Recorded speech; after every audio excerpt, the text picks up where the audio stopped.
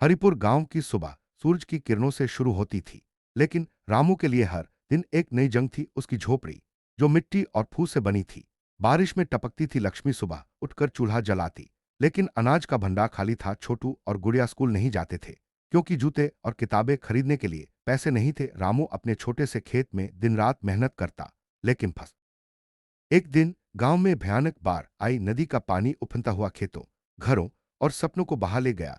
रामू की झोपड़ी ढह गई। परिवार एक पेड़ के नीचे रात गुजारने को मजबूर था। लक्ष्मी रोते हुए बोली, रामू अब क्या होगा?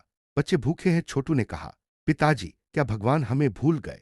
रामू का दिल टूट गया, लेकिन उसने हिम्मत नहीं हारी। वह बोला, नहीं बेटा, भगवान।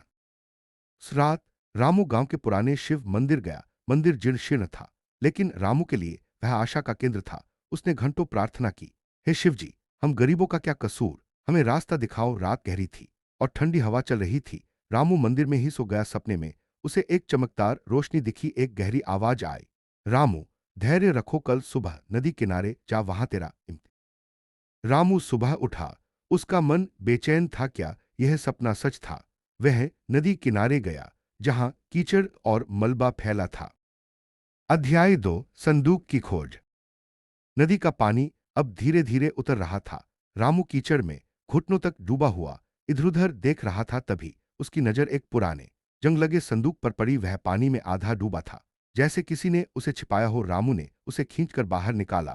संदूक भारी था। उसने ताला तोड़ा और जो देखा, उससे उसकी आंखें फटी रह गईं। संदूक में सोने के सिक्के और पुराने गह रामू ने सोचा, यह तो भगवान की कृपा है, लेकिन उसका ईमान उसे चैन न लेने दे। ये किसी का खोया हुआ होगा, उसने मन में कहा। वह संदूक लेकर गांव लौटा। गांव वालों ने उसे घेर लिया। कोई बोला, रामू तू अमीर हो गया।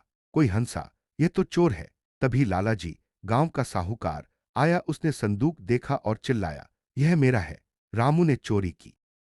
पंचायत बुलाई गई। रामू ने सपने की बात बताई, लेकिन लाला जी ने उसका मजाक उड़ाया। सपना, हाँ यह चोर है।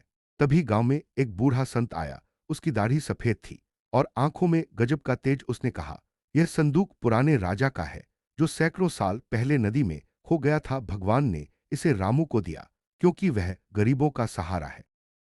लाला जी चुप हो गया। गांव वालों ने संत की बात मानी। रामू ने फैसला किया कि वह इस धन से गांव की भलाई करेगा। उसने पहले अपना कर्ज चुकाया, फिर एक नया खेत तैयार किया।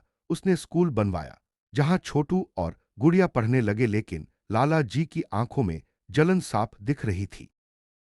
अध्याय 3, साहूकार की साजिश। लाला जी को रामू की तरक्की बर्दाश्त नहीं हुई।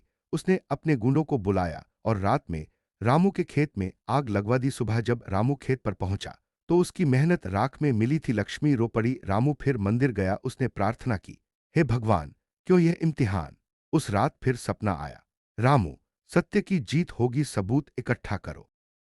रामू ने अपने दोस्त नन्हा की मदद ली। नन्हा ने पता लगाया कि लाला जी के आदमियों ने आग लगाई थी। पंचायत में सबूत पेश किए गए। संत बाबा ने कहा, लाला जी, तुमने गरीब को लूटने की कोशिश की, लेकिन भगवान सब देखता है। लाला जी को गांव से निकाल दिया गया। रामू ने फिर से खेत तैयार किया। उसने गांव वालों को साथ लिया और सहकारी खेती शुरू की।